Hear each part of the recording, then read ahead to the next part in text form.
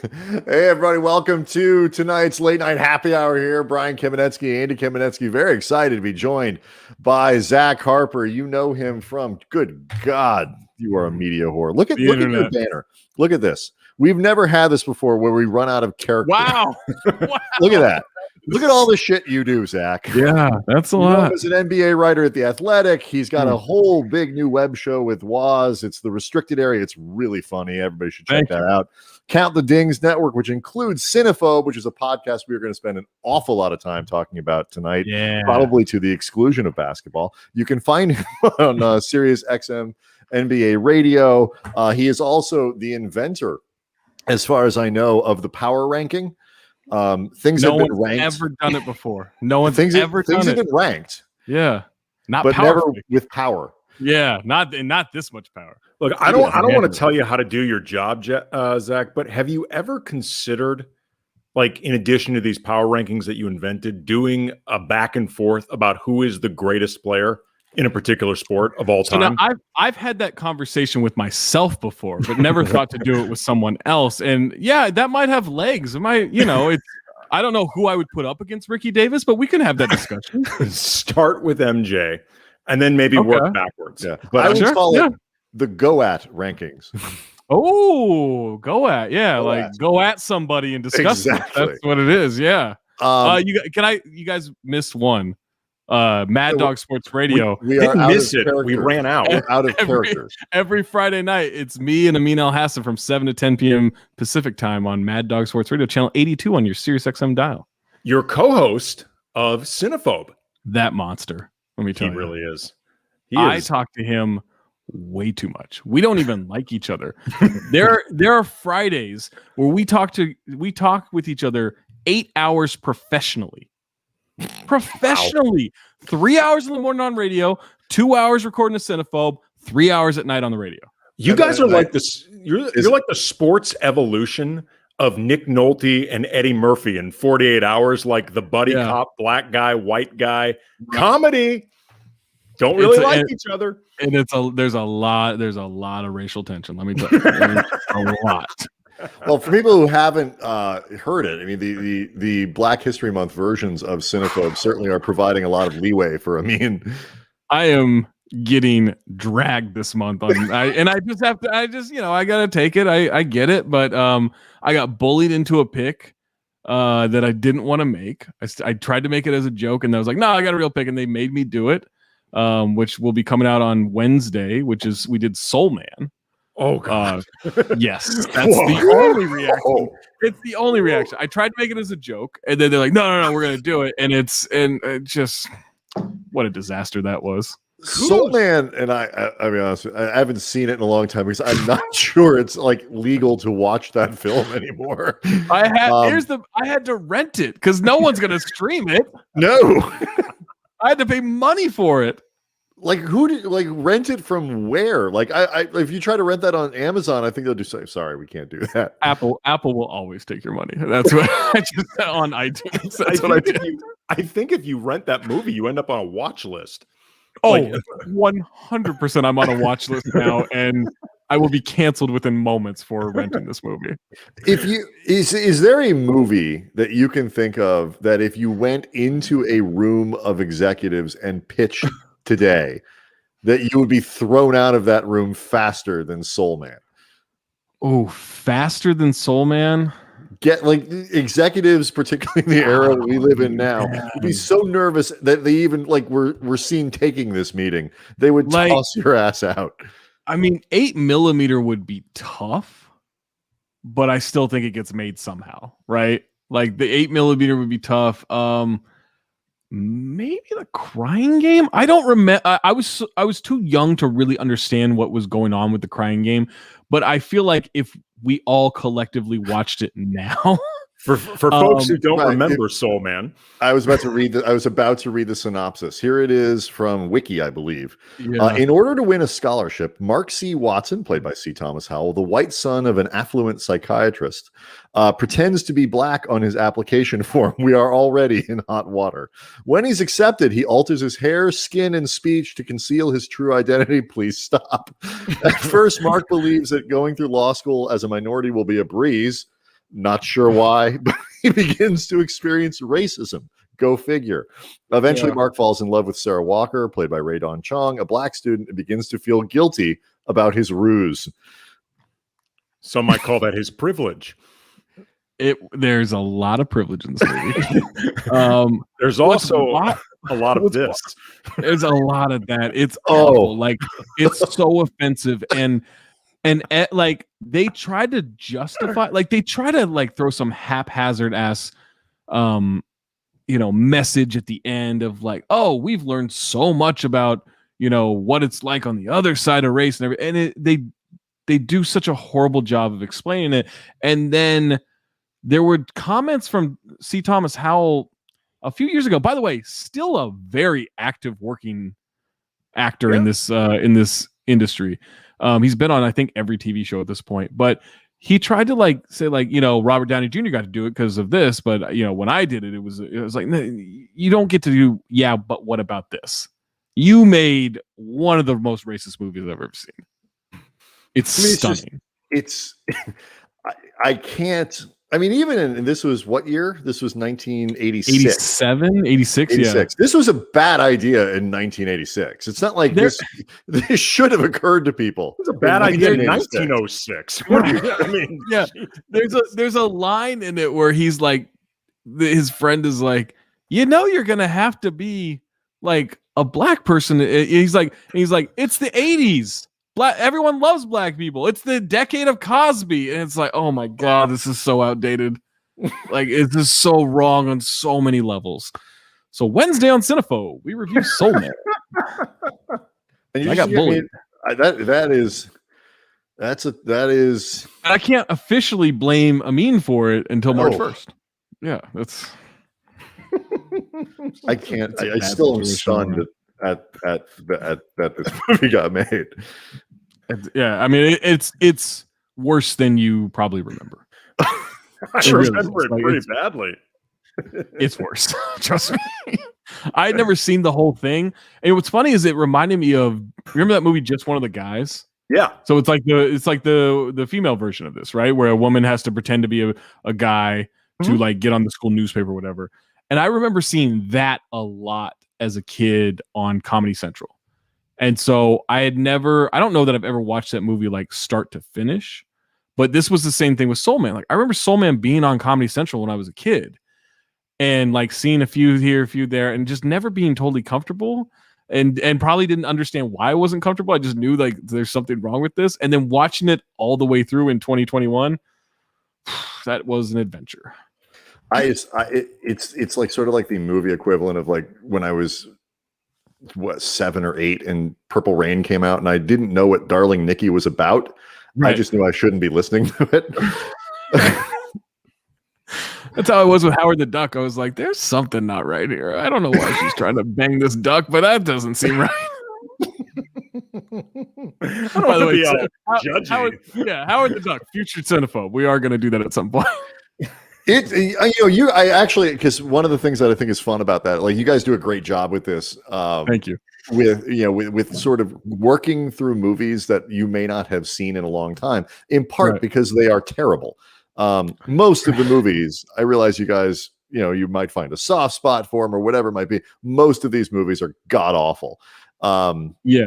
And you go through them in a way that's fun. But I have to say, you did. I went back and listened to the Wet Hot American Summer episode. Oh man, I love that movie. I just don't. I don't love the spoofs. Like there's something about them to where I get it. I get what they're trying to do. But it's almost too cartoonish. It's like we did Scary Movie 3. I don't like the Scary Movie franchise. I don't like those either. Yeah, and so like I like there's just something about it where I'm just like, I get it. I get why people like it. It's just not for me. Here's where I think Wet Hot American Summer works, where a lot of these others don't, because you're right. Like spoofs can be seriously hit or miss. Yeah. And, especially the more specific they get, the more they can hit or miss. Like, Airplane and Naked Gun, like these were very broad spoofs. Yeah. Wet Hot American Summer, though, I think works because it's just so fucking weird. Like it is an aggressively weird movie. Yeah. Although I will say, you guys did point out certain parts of the film that, in hindsight, were a little bit much. Maybe that funny, much, like a little bit too much. Lake Show Fanatic wants to know if White Chicks is on the list of Cinephobe movies. We have done White Chicks. That it was an episode. I don't know. It was in the teens, maybe 16, 17, something like that. I think I could be off on that. It feels like the kind of movie that inspires the show concept. And explain the show concept, by the way, Zach, for people who haven't seen it.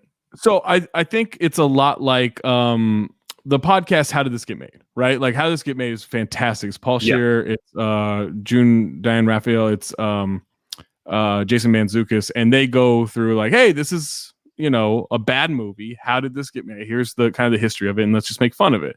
So I've listened to How Did This Get Made forever. Amin and I've been talking about doing this podcast for a good 5 years. And didn't get around to it till like 2 years ago because it's me and Amin and we're quite lazy people.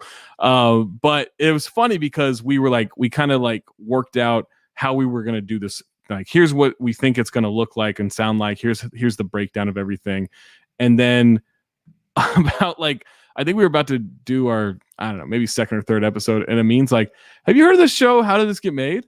I was like, yeah, I love that. I love that podcast. He goes, are we ripping them off? Like, I've never listened to it, but someone just tipped me off to it. I was like, I don't know, probably, but like we'll do it our way, right? Like, enough people have ripped off the stuff we've done. Like, I feel okay. I think we have a little credit on this, and so we wanted to make it different from that.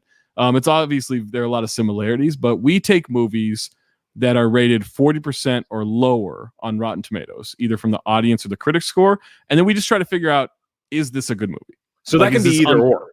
It can be either or. Okay.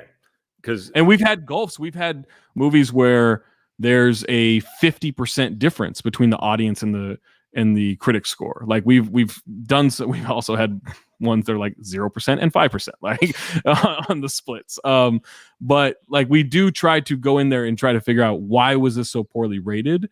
Was it justified? And then how would we rate it? And so there are some movies on there, like we did Horrible Bosses 2. Which I could quote the entire movie. So could it mean that is one where it qualified and we're like, thank God, like this is a palate cleanser. Like we're going to go in there, we're going to just say all the jokes. We're going to laugh our ass off, go through the movie, go through the kind of the history of the movie and just have fun. We did that with The Heartbreak Kid. Or there's a movie like Gotti with John Travolta where we were just like, I had seen it in the theater. I had seen it. I remember when you had actually. I think we texted a little bit about that. Yeah, we had texted about it. I think I saw it and did a podcast with Dave Schilling, the great Dave Schilling. And so nice. I think we reviewed that on a podcast years ago. But like, yeah, we've done movies like Gotti where it's just like, I love Pitbull music, but I don't know why it's in a 1980s like scene with a bunch of Italians celebrating 4th of July. Like it just didn't make sense to me. But Pitbull's all over that soundtrack. By the way, just for you and for the audience, at the end of the show, we've got a game coming up that is centered around John Travolta's Rotten Tomatoes.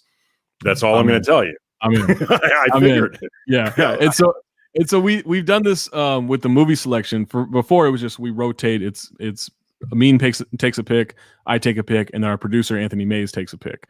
And so we just cycle through that. But for 2021, we're doing themed months. So January was Nick Cage month. This is Black History Month. I don't know if I'll say who the next month is. I don't care. Let me look it up. Wait, hold on. Let me pull up the breaking news banner. Okay, breaking news banner. We don't have that. Oh, okay. Just have your obscenely long. We're doing. Oh man, that is a lot. Of stuff, and you couldn't fit Mad Dog in there. All right, that's fine. We're doing Arnold Schwarzenegger month next month. At least that's the plan. Yeah, we may switch it up, but that's the plan. But it feels like the Last Action Hero is coming up. We did Last Action Hero. We actually did that one already. Yeah. Okay. You know what qualifies shockingly, and Amin was floored by this, which probably inspired to have the Arnold month. Twins qualifies, which I cannot believe. That's really surprising. I mean, like I don't think Twins is amazing, but I would have figured to get like a 68, something like that. Something like that, right? Kindergarten Cop doesn't qualify though, right? Kindergarten Cop does not qualify, but there's like an End of Days. There's Batman and Robin. Eraser. Amin and I can't race each other to Eraser fast enough. Like whoever gets the first pick that month is taking Eraser. Your luggage.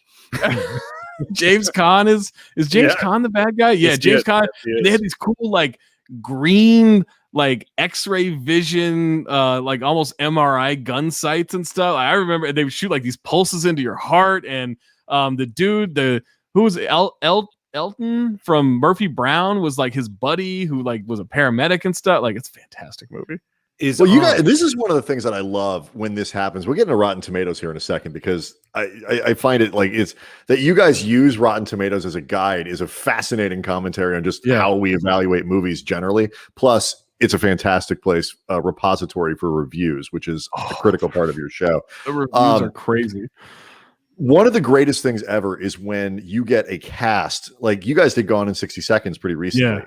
And I felt great about this because Amin said the same thing that I thought at the time, which was that Fast and Furious was a sequel somehow to Gone in 60 Seconds. I, for like 2 years, thought it was the same movie. But like the cast of Gone in 60 Seconds, which is not a good movie.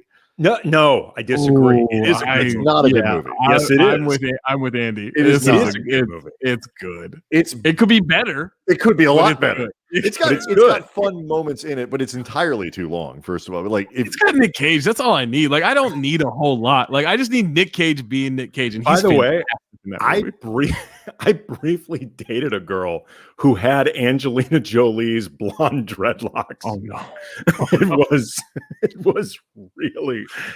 We dated before that, but we worked together. So we were working together after it, and I just was like, oh my god, like. This was well intentioned on your part, but my God, that's a mistake. No, it's. I don't know that it can be well intentioned. It's just I don't know that I agree. It's very specific. Yeah. But like the cast for this movie is insane. Like there are so many people in this movie. Yeah. You've got. I mean, Giovanni Ribisi's in it. Timothy Olyphant is terrible. It's like one of his first acting roles, and he's awful. Like, I don't remember him ever being bad. And then we watched this movie, weeks ago, and he can't deliver a line. I'm like, this is Timothy Olyphant. Like, how is he not good in this movie? Robert Duvall's in it. Angelina Jolie, obviously. Cage. Chi McBride's in it. Delroy Lindo's in it. Like, oh my God, yeah, it's incredible. Frances Fisher's in it. She's a fantastic actress. Frances Fisher, amazing. Yeah. At one point we might get into Duvall, because Duvall actually speaks to a fascination I have with a very specific thing in Hollywood. But continue where you were going, Brian. I love it when like you get these movies that have these phenomenal casts, like and everybody is either signed up for a project that doesn't turn out to be all that good, which happens, prestige movies, or everybody is just slumming at the same time. Like everybody agrees to do that at the same time. That actually leads to a big favorite Hollywood conversation I have, which is the art of phoning it in. And because I think phoning it in is a skill. Well, Nicholson, I don't think does it as well. Like I think Denzel, I think, is phenomenal at phoning it in. I think Denzel is fantastic at looking at something that's like, when he wants to do a flight or a fences or something like that, he's incredible. Like he's like a legit incredible actor. Right.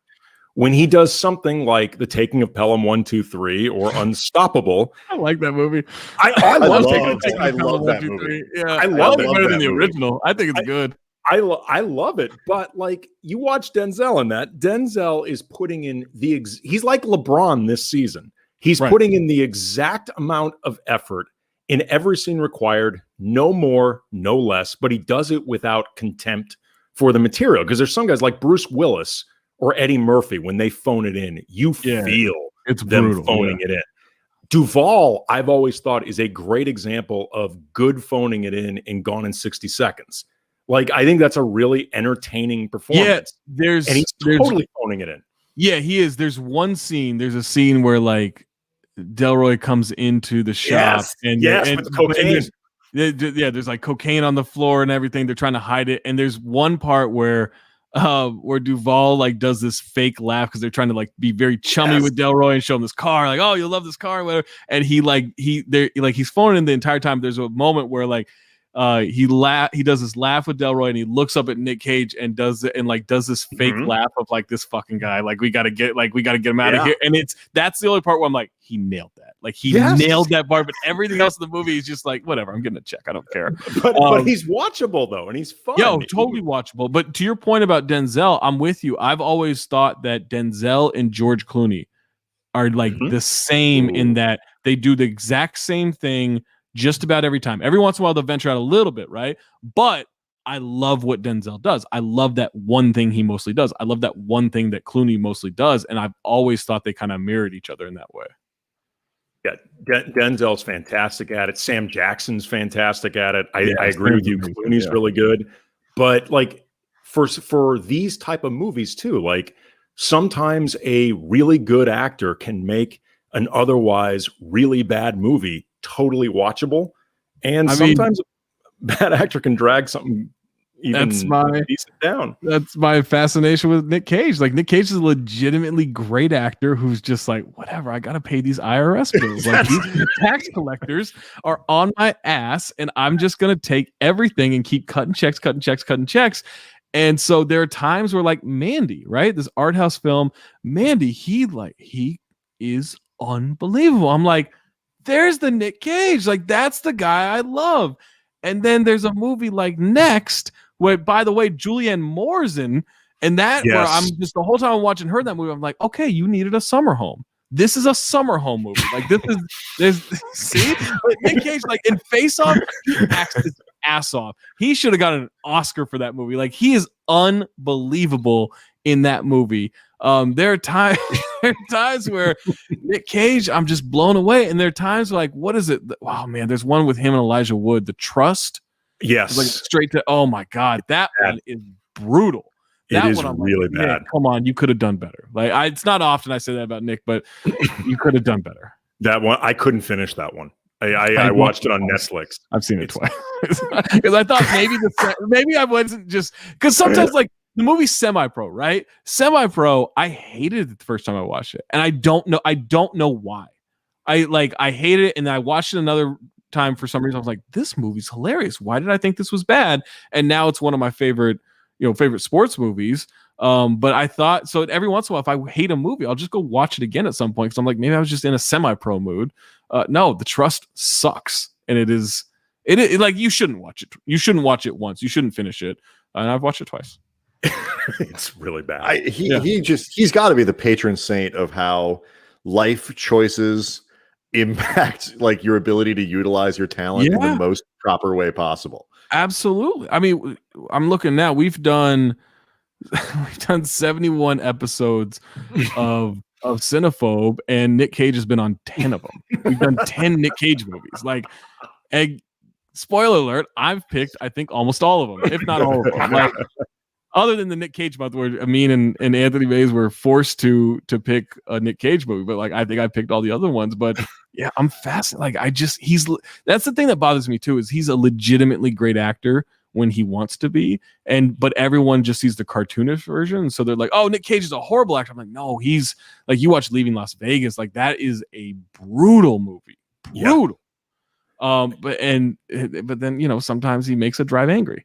And I'm just like, that's Andy, how many more movies, like how much more of this with Nick Cage do we need before he can do his sort of Mickey Rourke in The Wrestler comeback restorative film? That's actually a question I had for Zach. Just like the idea of, can Nick Cage ever be viewed again as an actor first and foremost, or like, is he too far down the line image-wise, financially, the bad luck of being in the social media age with the memes, the bad luck of buying 6 castles and a dinosaur head, and then realizing you didn't pay the government anything in the process. I've got a list of his purchases. It's insane. I told this story on a recent episode. Did Nick Cage actually buy this or not? Did he buy this? I figured Zach would know too many yes or no.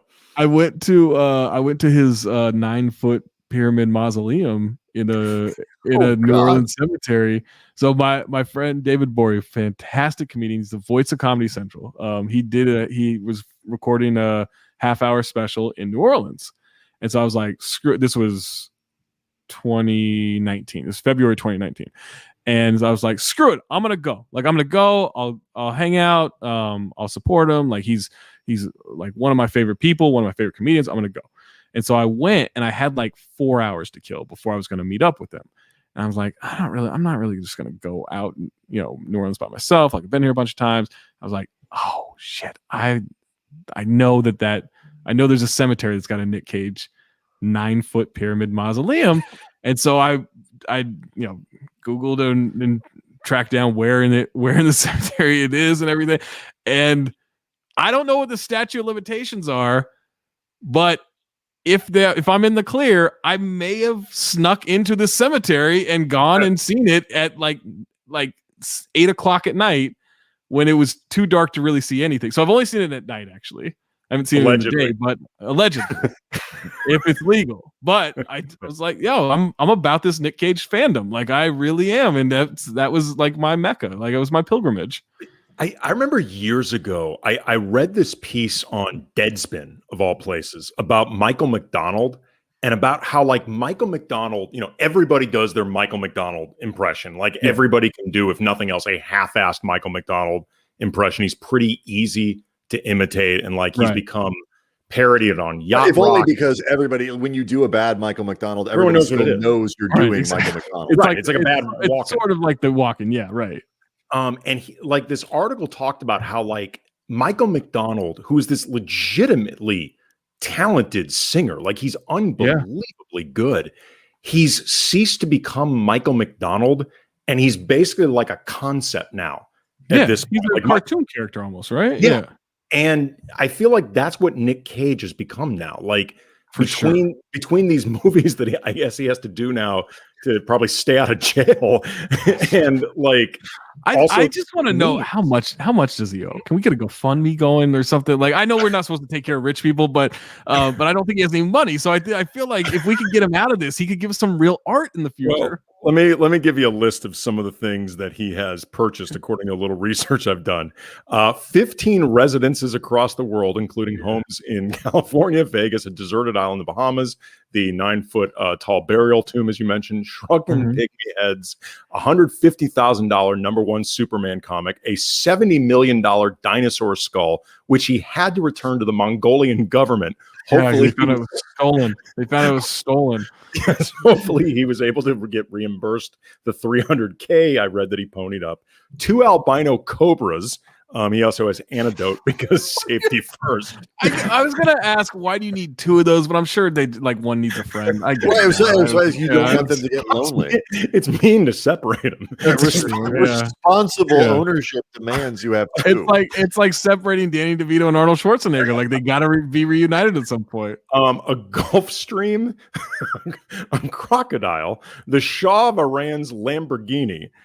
And then in this article in the New York Times, it said, quote, what really put Cage in the red financially wasn't the eccentric items, however, but his overstuffed real estate portfolio.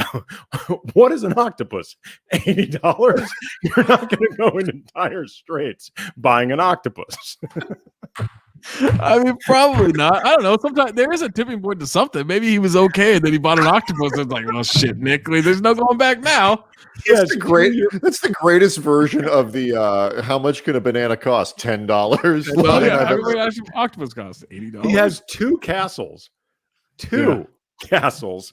A $15.7 million countryside estate in Rhode Island. It's just unbelievable. Isn't that just Rhode Island? You can buy Rhode Island for $15 million. Like, that's yes, it's insane.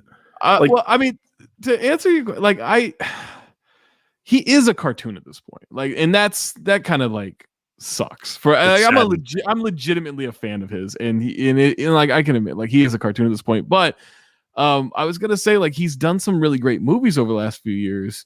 Mandy was one. Mandy's slow the first 30 minutes of it, but once shit gets going, like, it's pretty spectacular. What? I've known Sabrina for a couple of years now, and I'm just now finding out that she went to high school with Nick Cage's son? She does this every episode. Sabrina just sort of does like this drive-by where she drops this incredibly interesting thing about herself and her life and then just leaves. That should have been the introduction. Hi, nice to meet you. I went to high school with Nick Cage's son. A wrestling match. I would love to see Nick Cage at a wrestling match. Does not matter the level of wrestling. I don't care. But I was gonna say, like, Mom and Dad. I don't know if you guys watch Mom and Dad. I think it's on Hulu. Mom and Dad with Selma Blair and Nick Cage. Yeah, I think is great. It's like it is such a fun, like, horror thriller. It's not really a horror movie, but I guess it's kind of in that genre now. But it's like this concept is there's something going on where parents are trying to murder their own children. So not just all kids, but just their own children, right? And so Nick Cage is a father in this, and he goes crazy, and Selma Blair goes crazy, and he's so good in it. But what everyone takes away from that movie is the interview he did at the Toronto Film Festival, where I think it debuted, or at least it did extremely well. And in there, this woman asks him, you know, what's the top, like what's over the top to you, right, when it comes to acting? Oh, I heard this interview. Yeah, and he's like, you show me where the top is, and I'll go over. He's like, you know, I don't know where the top. I don't act now. I feel. Like, he doesn't act, he feels things, and he's just like so ridiculous. I'm like, you're not helping this cartoonish image, Nick. And so I think at a certain point he can get to being like, yeah, that guy's a great actor. We remember that. But it's also like, you know, there was 30 years where I thought the Timberwolves might win a game, and that didn't happen either. I mean, it's going to come, though. It's going to come. Like, because we love redemptions, and someone will write him a role, but it might have to wait until he's like He's got 70. a movie coming out now where he plays himself. Oh, I can't wait. Looking to get a role in a Tarantino movie. Yes. This sounds amazing. It sounds really great. And like, it's funny, Brian, you mentioned Mickey Rourke earlier, and I am a massive Mickey Rourke fan. Yeah. Like, I mean, he lost himself along the way, and, you know, he made a lot of bad artistic decisions. He made a lot of bad personal decisions, you know, but he's got a very checkered past with some bad shit in it. Yeah, he's bad. But I mean, just purely objectively speaking, in terms of acting talent, that guy for a while was amazing and could have been a massive movie star. He was really good looking, talented, charismatic. I actually wrote a piece for The Athletic about how nobody else could have played the wrestler. Nobody else could have played that role. He's like, that's one of the best performances I've ever seen. Like, that is a legitimately all-time performance. It's amazing. But you saw, though, too, like, the groundswell of support that he had, like, not just as a comeback story, but among his peers. Like, there are a lot of peers who idolized Mickey Rourke and, like, have talked about that when they, you know, like, guys in, like, the Brad Pitt age, you know, who hadn't made it yet but watched him in the 80s and idolized him. Nick Cage is like that for a lot of younger actors. And, like, he will, I mean, he's not somebody you ever hear anything bad about. I mean, other than just poor decisions, but, like, you don't really hear anything bad about him as a person. Right. He's not good with money, and he's not good with marriage. But other than that, I think he's fine. No, he's very bad with marriage. Doesn't have flaws. He's like the Phil Collins of Hollywood. He's a 5-time nominee for the Golden Raspberry Award. Oh, man, that's too hard. Can you name them? All right, Wicker Man. Wow, in one year he was nominated. He's not 5 times. He was 5 different years. It looks like. Good God. For just worst actor, I should just say. Okay, just worst actor. So Wicker Man for sure. Absolutely, 2007 Wicker Man. Absolutely. Yeah. I like that movie. The Bees. Nick, I'm gonna say he flips out at the end. And look, you shouldn't call women this, right? But he flips out, and they've, like, trapped him in this thing. They're pouring bees into this mask. He can't escape. He's allergic to bees. He's getting terrorized, right? Like, they're torturing him. They're gonna kill him. But there was one point where he's like, "The bees, no, not the bees! You bitches! You broke my legs! You bitches!" Like, he just, like, he loses himself in this horribly misogynistic rant. But I felt it. Like, I don't know how you can watch that and not be like, "Yeah, this guy's acting his ass off," and he got a Razzie for that. Like, that's ridiculous. I'm gonna guess Ghost Rider. correct. 2008. So back to back. That's pretty impressive. That's hard to do. You gotta want it. Because some of his bad movies, nobody even saw enough. This is the problem. It's I just disagree that they're bad movies. 2008 was a prolific year for him for Golden Raspberries. National Treasure, like 2 or 3. Yes, correct. What? National Treasure, Book of Secrets. That's great. That's a great movie. What? He's phenomenal in that. Can somebody make a screen grab of Zach's face when I said Book of Secrets and just the you make a screen grab of this too. Fuck you, Razzies. Like this is. Are you kidding me? Are you now going to boycott the Razzies? Yeah, I am. You know what? I'm never going again. I'm never going back to the Razzies. I believe you guys mentioned this. This is not one that most people have seen, but I believe you mentioned this earlier. The Trust, also 2008. Again, next. Yes. It's not great. There is a twist. Not great. There's a twist at the end of the movie. So I'd done this for years on the internet where I've been like, this is back when Next was on Netflix for like 8 years. Yeah. And I would say, hey, watch Next. It has the most infuriating twist you've ever seen in a movie. Like M. Night Shyamalan could never dream this up. It is the most infuriating. Yeah, thank you. It has gone way too far with the disrespect for National Treasure. It's why a lot of us are waiting for National Treasure 3 because that's going to be a phenomenal movie when Disney gets off its ass and starts making that movie. But with Next, there's a point where the twist happens and it makes almost the entire movie irrelevant. To where it's like, and I've only gotten this response. It's like someone will tweet me, hey, I'm about to watch Next. I'm like, all right, I'll hear from you in 90 minutes. And then 90 minutes comes around and they're like, man, fuck you. I can't believe I watched that. Like, I'm so mad I watched it. Because it is the most infuriating twist you can ever watch. Because it completely wastes your time for the entire movie. It's bad. It's really bad. I honestly would not have thought I would not have thought enough people had seen Next for him to even get nominated for that. He's super weird with Jessica Biel in that movie, who's the love interest. It's uncomfortable. Is Drive Angry? Is that Drive Angry? He is not nominated for that, but that movie was nominated for worst screen couple. Yeah, well, yes, not a healthy couple at all. He doesn't do couples great. That's him. Well, yeah, he's also he's a multi-nominee for worst screen couple. Knowing? What about Knowing? Knowing?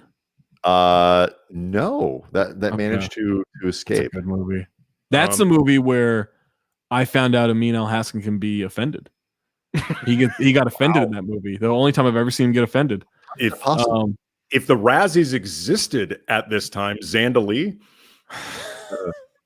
I'll give you a hint. It's another sequel. It's another sequel. Ghost Rider 2? Spirit of Vengeance. Yes. Spirit of Vengeance, yeah. It just feels like piling on.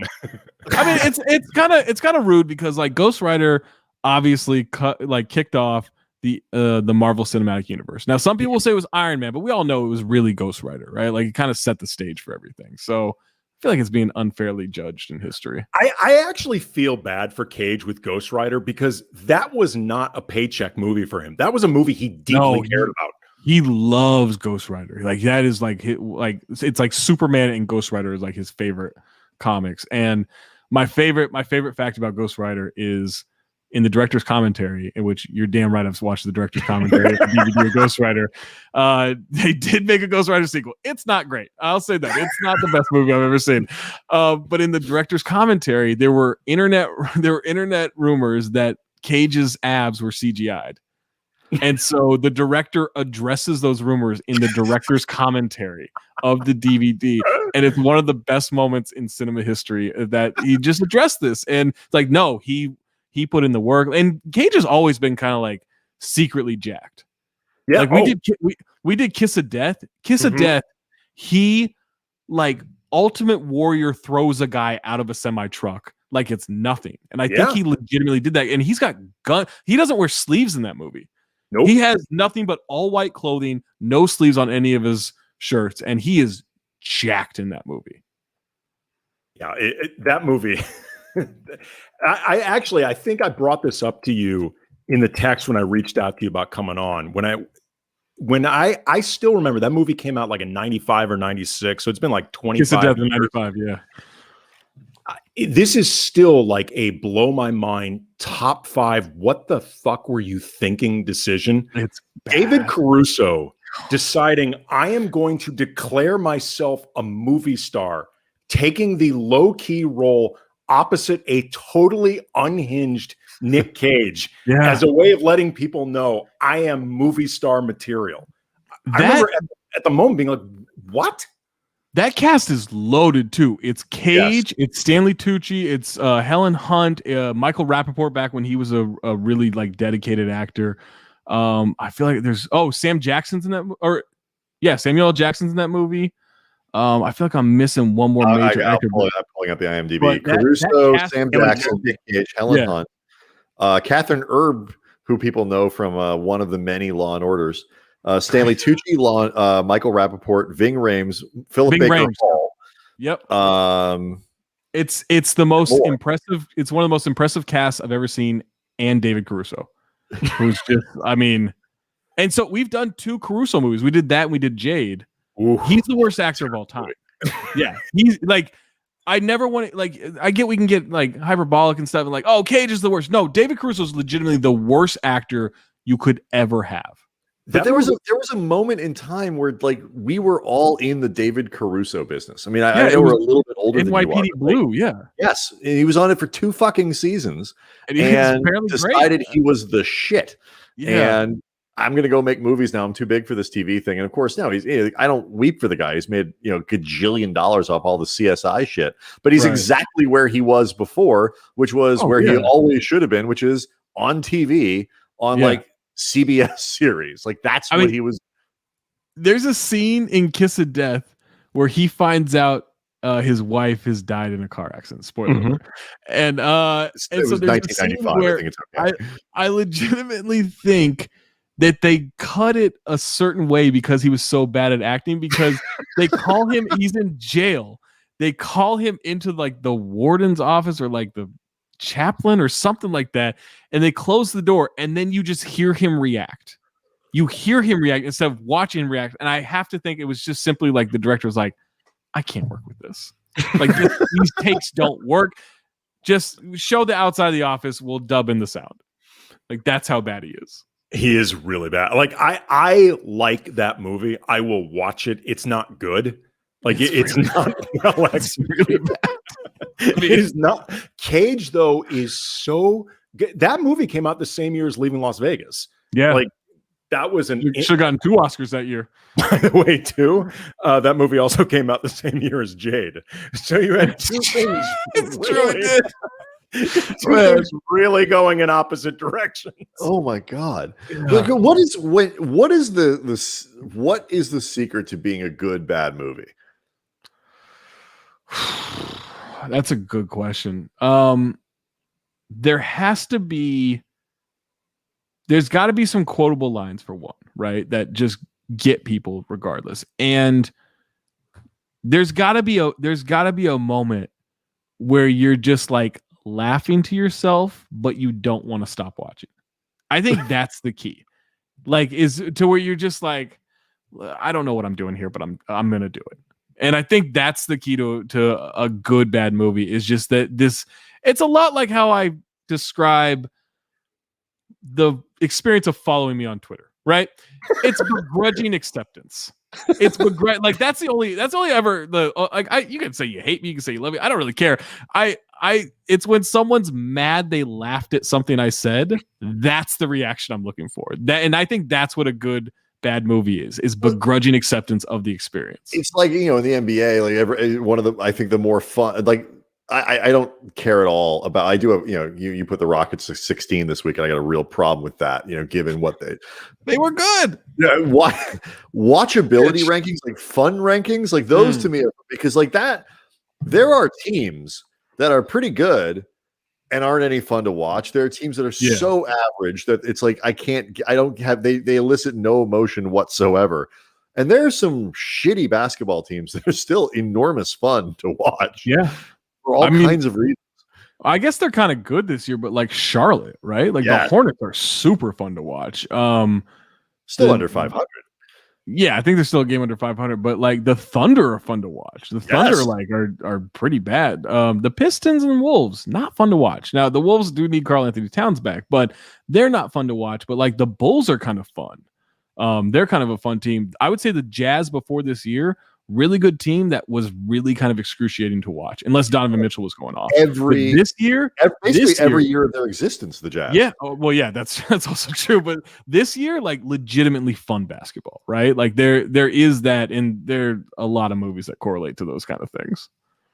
What do you think you've learned most about like audiences and film critics during this experience? Because for people who haven't listened to Cinephobe, you guys go through critics reviews, like, you know, the Rotten Tomatoes aggregates for critics, and also fans who leave comments, and you guys read a lot of both, and you guys have sifted through an awful lot of Not both. You guys, this guy. I'm the one that gets the reviews. Those two jokers don't do shit with that stuff. I do that.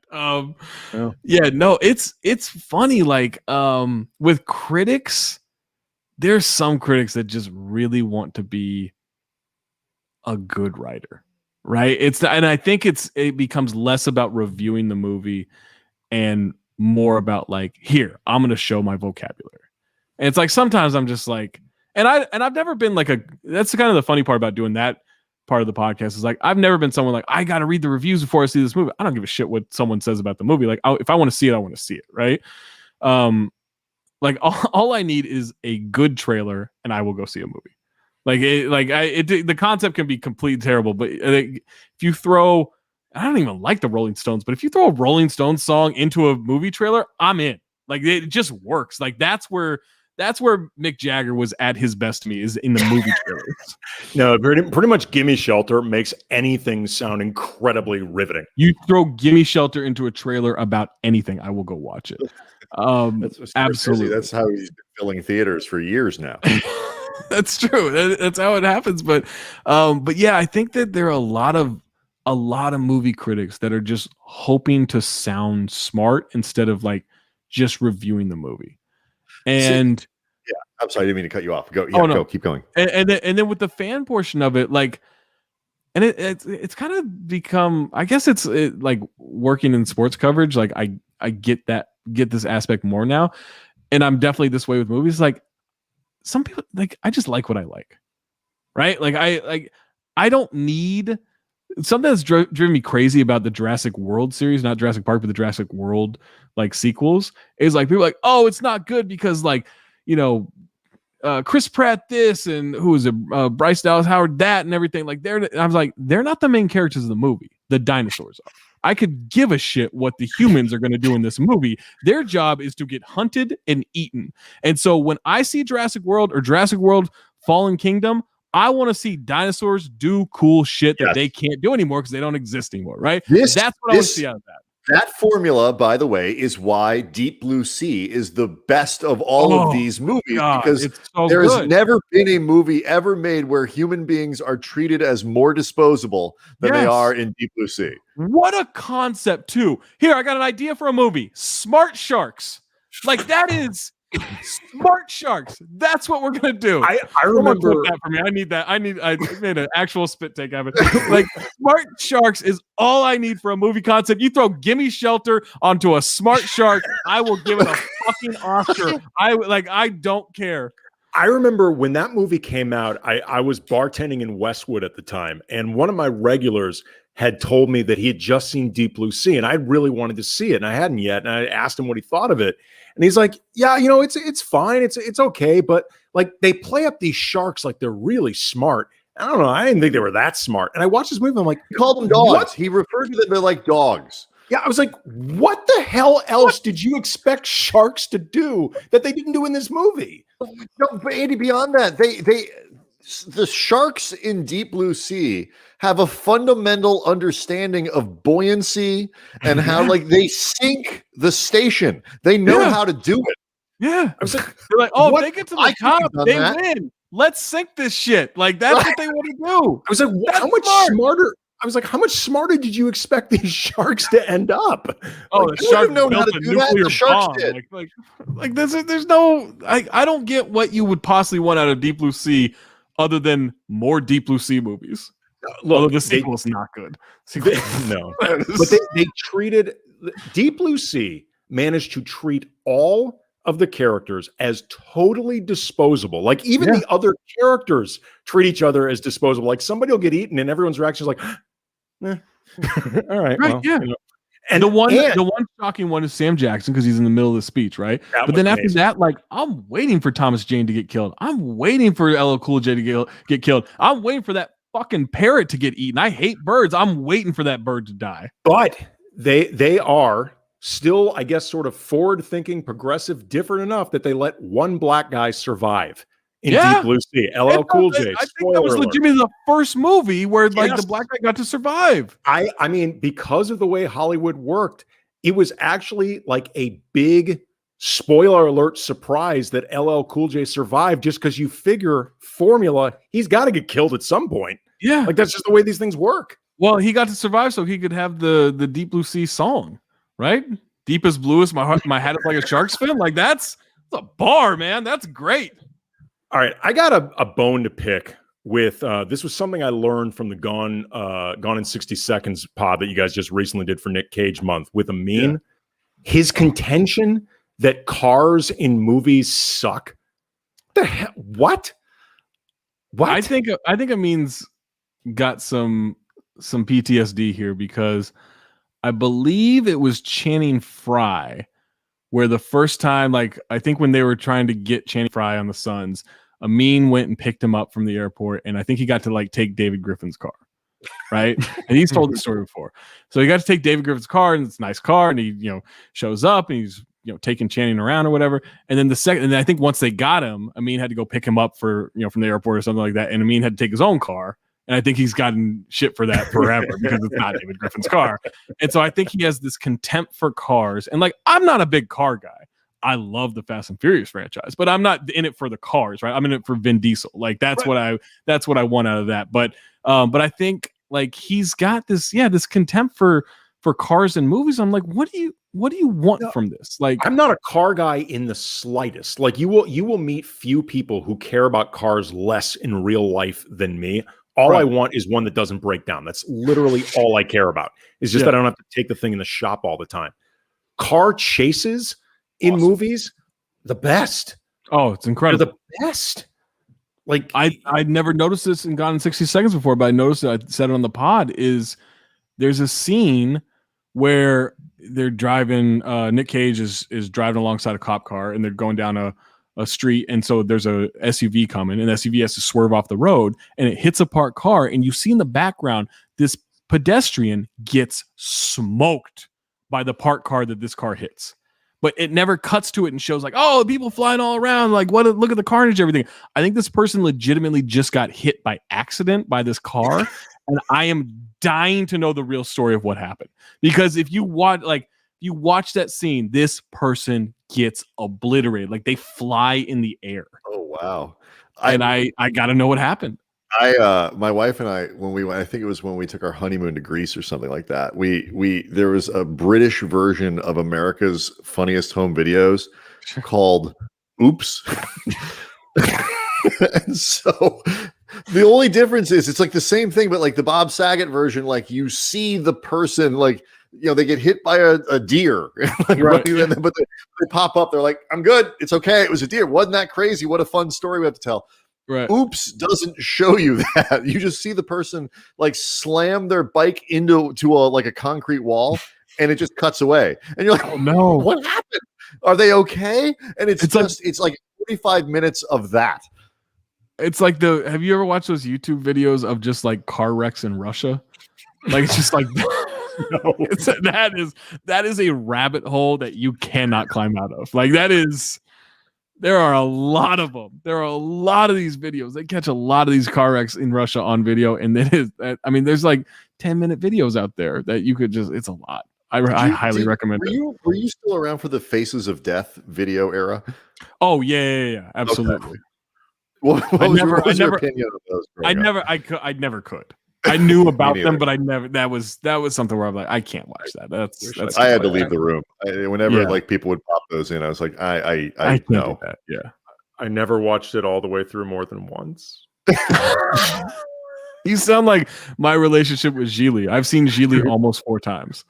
It's because I've seen it 3 full times, and then the 4th time I watched it, or the sort of 3rd full time I watched it, was for Cinephobe, because we've done Gigli. But before that, I used to tell people if Gigli came up, I'd be like, oh, I've seen that almost 3 times, because I've watched it 2 times all the way through, and then the 3rd time, I was about probably 40% into the movie, and I just remember thinking, what am I doing? what am I doing with my life? And so then I just I stopped playing it. Yeah, the 4th time you watch Gigli is a cry for help. That's what Cinephobe is. It's a cry for help. The other thing about Amin is he doesn't like cars. He's also a very, very, very cheap. The resentment he shows for having to spend $2.99 to watch this movie. And that doesn't feel like shtick to me. That feels genuinely he's real. Upset. Especially, I can't remember which movie it was. There was a movie recently where it's Gone in 60 Seconds. He had to do it twice. So we got it for free because it was through the Bravo app or something, which I don't understand that. But Days and I watched it through the Bravo app. Amin rented the old one from the 70s or the 60s or whatever that was 15 minutes into it and realized, oh, this isn't the right movie, and then had to rent the other one. So he spent $8 on this, and then because he had watched 15 minutes of the other one, he never even finished the movie before we started recording the pod. He was just I don't care. So he was in a bad mood. Yeah, he seemed genuinely predisposed to give this movie a thumbs down because of his own incompetency. I would say 1 out of every 7 movies, he just decided, I'm not going to enjoy this experience. He's a crabby motherfucker. Extremely crabby. I love the guy, but come on. I tolerate him. I wouldn't say love him. And he's a crabby motherfucker. I don't talk to him for 8 hours every Friday. He's just At the end of it, is it are you guys you hang up? No, you hang up. No, it's definitely not that. That 3rd hour of the 2nd radio show, we need a guest. We that is something where we you can feel the tension and just the I can't stand this person building through, I guess technically hour 7 of talking that day, and then once it gets to the 8th hour, we have to have a guest at the top. That interview's going long. I can guarantee it, whether we have stuff for it or not. That one's going long, and then we are just trying to get to the finish line. Well, and there's never a goodbye. It's just I sign off on the radio show, and then it's just hit the turn off the equipment. It's not all right, have a good weekend. It's just over. Never, knowing what we know now, never book us for that slot because we will absolutely cancel. Just gonna say, I want Brian at 9. I need Andy at 9:30, and then both of you just leave us out to dry. Yep. Oh, you meant this night? Night. Oh, sorry. I'm ready tomorrow night. I didn't know. Yeah, I'm good to go. What do you guys want to talk about on Sunday? Have you guys basically reached the old married couple moment where you have nothing to say to each other unless there's a specific reason? Unless there's a bad movie. If there's a bad movie, hold on, let me find this text. There's a text this morning where I woke up to our group chat where at 7 a.m. rewatching Bloodsport. And I'm at the scene where Bolo fights Ray. A couple of observations, : 1, there's a meowing sound constantly in the background. Did we address that? What is that? 2, in retrospect, what is Ray doing in the tournament? He's basically a hillbilly with cut sleeves off, fighting against some of the greatest martial artists in the world. 3, Ray is treated in the most tropical ass hospital ever, palm trees and shit right outside his room, and then sends me a video of Van Damme on the bus where he imagines Bolo Young on the bus as well. That was all at from 7 to 7:05. I woke up to that. You know too much. No, way too much. All right. We don't want to keep you too long, but we got this game that is inspired by Cinephobe and the amount of Rotten Tomatoes that come into it. John Travolta, for people who have not seen the art, he is one of the Cinephobe patron saints. That's him. Sure, yeah. Second from the right. Can you name everybody on there? Can you guys recognize everybody? It's Zach Amin. Yeah. Cage is in the middle. Eddie Murphy. Eddie Murphy to his left. That's not Eddie Murphy. No. It looks like Eddie Murphy. Looks like Eddie Murphy. It's it's Marlon Wayans. Got to be honest, it looks more like Eddie Murphy, and Eddie Murphy has a lot of Cinephobe material. I don't think this is There this may be is an Eddie not the Murphy moment where Andy and I are mixing up Todd Bowles and Byron Leftwich. That looks No, much I'm letting us off the hook. That is yeah. This is not nobody say casual racism, whatever. Nope. Travolta to the right of Cage. Yeah. That's Seagal in sunglasses. Yep. And then farthest to the left, I was going to ask you about this. Is that Amy Schumer? It is Amy Schumer. Oh. We haven't done an Amy Schumer movie. I don't even know if she has movies that qualify. Amin just hates her. I was going to ask, how did she end up there? She's got like four movies. Yeah. I mean, I don't know if Trainwreck qualifies. Like, I guess at some point. Trainwreck got well reviewed. That wouldn't make I think it did. I know it did. Yeah, she had a movie with Goldie Hawn. Yeah, not so much in terms of the reviews. That one is Cinephobe material. That one maybe at some point. Yeah. But anyway, so Travolta starting 5 for Cinephobe's art, and he's had a interesting career. A lot of projects that can be discussed on Cinephobe. A lot we have discussed on Cinephobe. You guys have done Battlefield Earth, I assume. Oh yeah, that's an all-time episode. We are going to do a quiz based on John Travolta's Rotten Tomatoes page for people. As a reminder, 60% is fresh, less than 60% is considered rotten. For the sake of simplicity, all of these questions with Rotten Tomatoes will be about the critic scores, not the fan scores, just to make things easier. Question, we'll alternate. You guys will both get to answer. Brian will go first, then Zach. Next question, Zach, then Brian. Okay. Travolta has 54 films that have been critically aggregated and scored on Rotten Tomatoes. He has more, but a few have not been scored for whatever reason. Of those 54, over under 17 are certified fresh. Put another way, 31% certified fresh. Over under 17. Brian goes first. I'm going to take the under. I believe in John. I'll take the over. Oh, you should have trusted your gut on this one, Zach. That was my gut. 15.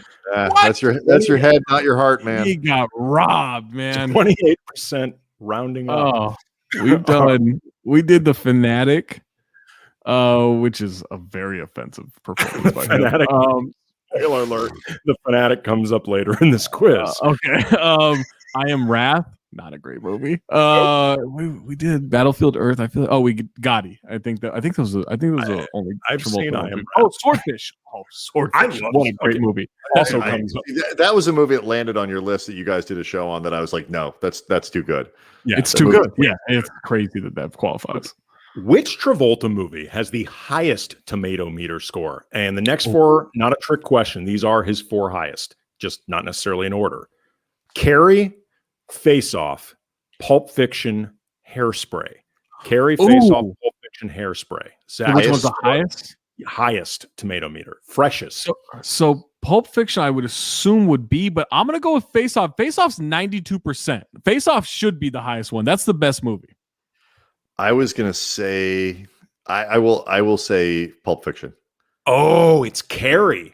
Really? Carrie has a 93. Pulp Fiction and Face Off, I believe, are both 92. I watched Carrie with my girlfriend recently. She hadn't seen. I don't think she had seen the original.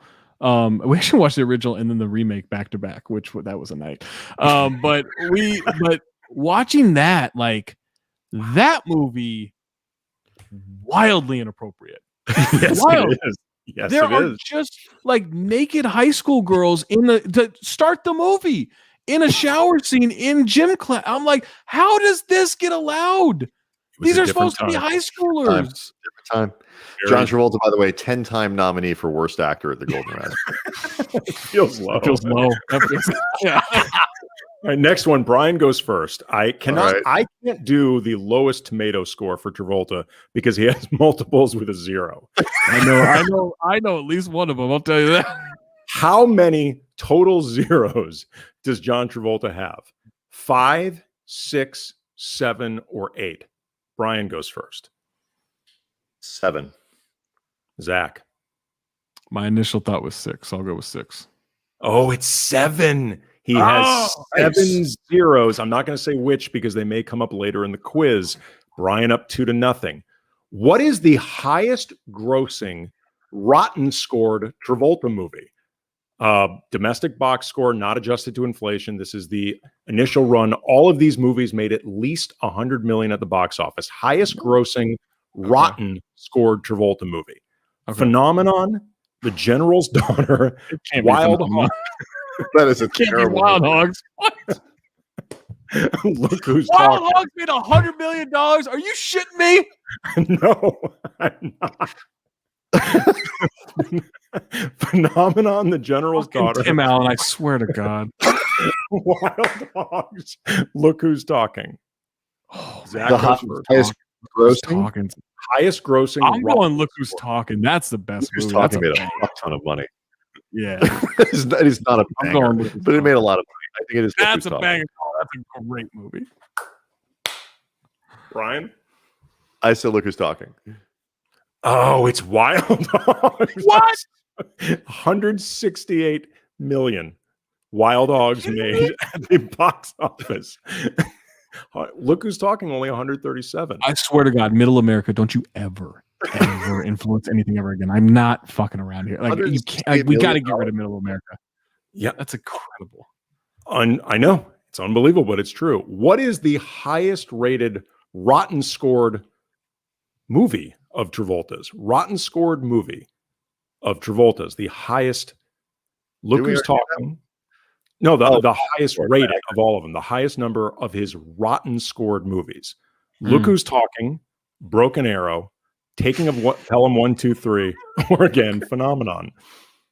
So these, by the way, are the 4 highest of his Rotten scored movies. I love Broken Arrow, man. That's a good movie. Ain't it cool? The guy who just gets 68% of the vote for MLB Hall of Fame on the 12th ballot and now can't get in. Basically, yes. He was almost in the good part. These are Rotten scored movies. These are his 4 highest that were not fresh. Look Who's Talking, Broken Arrow, Taking a Pelham 1, 2, 3, which is bullshit. That movie's fresh. And Phenomenon. Yeah, Brian, I believe you go first. Yeah, Brian first. God awful film. I'm going to go back to Look Who's Talking. I think this is where Look Who's Talking breaks through. A lot of people like that film. What were the 4 options again? I'm sorry, I got distracted by Broken Arrow. Look Who's Talking, Broken Arrow, Taking a Pelham. Howie Long in that movie. I'm going Broken Arrow. I'm Broken Arrow. I love that movie. It's Look Who's Talking. Brian was correct. Look Who's Talking that was a pretty popular movie, and I also think Zach is taking this far more seriously than he takes his power rankings. Way more seriously. Well, this matters. A lot of darts at a board with those power rankings. When I was in college, I got taken by this girl to a sorority outing of hers for the taping of the show. Do you remember Baby Talk, which was loosely based on Look Who's Talking? It starred a then still struggling George Clooney, who ultimately decided he wasn't struggling enough not to quit the show, and he was replaced by Scott Baio. Tony Danza voiced one of the babies. Of course. This is true. Scott Baio, by that time, all-time piece of shit right there. Let me tell you. Yes, I'll put that on the record. We won't stop you. Yeah. Brian is up 3-0. Zach, you go first on this one. Higher tomato score. Again, this is all relative. Look Who's Talking 2 or Look Who's Talking Now? I don't care what the answer is. I only accept Look Who's Talking 2. If it's Look Who's Talking Now, I will close my laptop. I am not messing around here. This is getting offensive. It cannot be Look Who's Talking Now. We're supposed to be living in a society, right? We're supposed to be living in a society. We're supposed to be in a post-Trump world in which things are starting to get slowly put back into place. And I swear to God, if it's Look Who's Talking Now over Look Who's Talking 2, I'm going to lose my shit. I will take Look Who's Talking Now. Zach is finally on the board. It is, in fact, going to need a new laptop. I was going to throw that thing against the wall. It was. Look Who's Talking Now is one of Travolta's 7-0. Wait, he's in the third one? Yes, he is. You think he could have gotten out of it? Is Kirstie Alley still in it? Yes, she is. Yes, she is. Get an agent. What are you doing? And back together. Higher tomato score. Again, all relative. The Punisher or Swordfish? Brian goes first. Oh, I'm pulling a Zach. If it's not Swordfish, I'm gonna be real mad here. It's got to be Swordfish is a great movie. I don't understand. Yeah. Bullshit. It's actually The Punisher, 28 versus 25. I don't understand how either. Swordfish is fantastic. I don't get it. But The Punisher. Hugh Jackman typing on 96 computers at once. What more do you need? This idea. Who's the guy that wrote it? I think it's Skip Woods. For some reason, that name is stuck in my head. There is a scene for no reason in which John Travolta gets a woman to perform a sexual act on Hugh Jackman while he's hacking a government system in 60 seconds with a gun to his head. Here's what I'm thinking.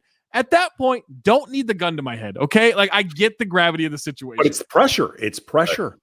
It is. It is a great movie. Swordfish is fantastic. Yeah. Higher tomato score, again, cannot emphasize enough. This is all relative.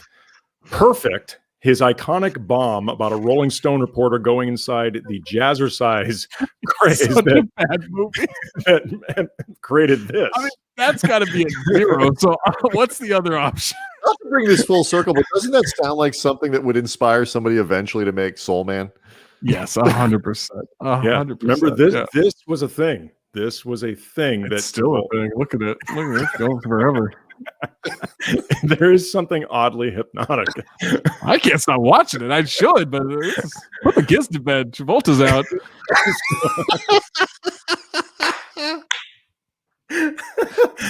Perfect or The Fanatic. The Fanatic, or what? Fanatic, directed by one Fred Durst, where Travolta plays a movie fan stalking his favorite actor. Perfect or The Fanatic? Let me tell you, and this is not me trying to be funny in any way. Travolta's character in that movie, I don't know what this person has, but they're clearly on the spectrum in some way, and his performance is one of the most offensive things I've ever seen. Like, it is The Fanatic. Different. Yeah, both. Yes. But I'm gonna go. Oh man, I mean, I kind of think higher tomato score. Perfect. If this is offensive to you, you're the problem, not John Travolta. The thing is, I think The Fanatic is at like 5%. Right. And so, do I think Perfect is below that? It's gotta be. I'll go Perfect. It's gotta be. I think the answer is Perfect. The higher tomato score is Perfect. Actually, 19 versus 16 for The Fanatic. Really says, wow. It really speaks to how bad The Fanatic is, because Perfect, I'm not joking or exaggerating, this is not hyperbole, it made Travolta unemployable for like 4 years. Let me tell you what The Fanatic didn't make me think, is that Fred Durst knows what stalking is, because that is a confusing movie. Oh, okay. Now, Brian is up 4-1. This is the last question, but Zach, as luck would have it, total coincidence, this question is worth 4. So you have the opportunity to win, and just amazing coincidence. Yeah. True or false, the rottenest, lowest scored movie Travolta ever made that is not a 0 is Battlefield Earth. True or false? That is the lowest, rottenest Travolta movie with an actual number, not a 0. Battlefield Earth. Brian quickly trying to figure out how many movie critics are Scientologists. Brian goes first. Yeah. I'm going to say false. That's the lowest without being a 0? Lowest without being a 0. I don't think that's true. I think it's false. I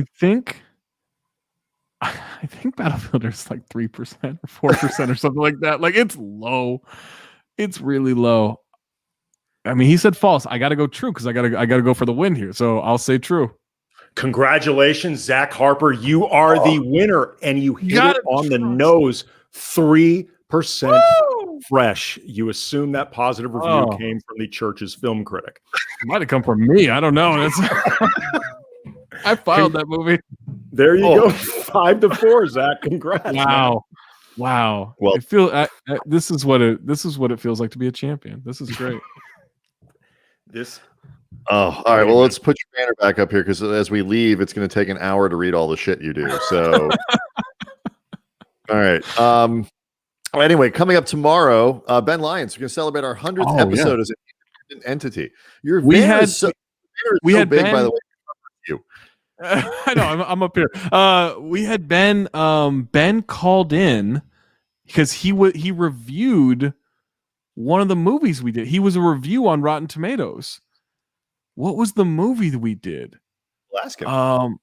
It was it was our Christmas episode. It was 4 Christmases. It was 4 Christmases, and so I read it because when I was doing the reviews research, I was like Ben Lyons. I wonder if that's the same Ben Lyons. I'll just throw it in there just in case.